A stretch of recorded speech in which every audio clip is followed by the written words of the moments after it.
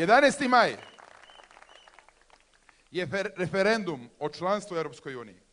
11. maj je referendum o tome da li ćemo mi obezbediti 200.000 radnih mesta ili ćemo tavoriti sa zapošljavanjem građana. 11. maj je referendum o tome da li će biti obezbeđeno 500 stipendija za najbolje mlade studente koji se potom vraćaju u Srbiju ili neće.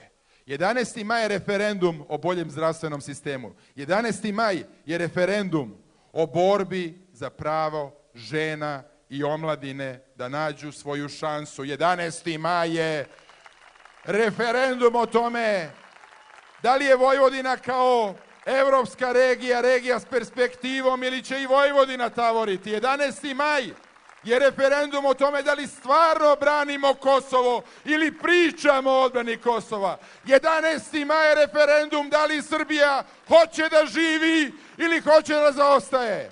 To je referendum. 11. maj je dan pobede, ne 9. maj. 11. maj je za Srbiju dan pobede. Ima da ih pobedimo, ljudi. Ima još jednom da ih pobedimo.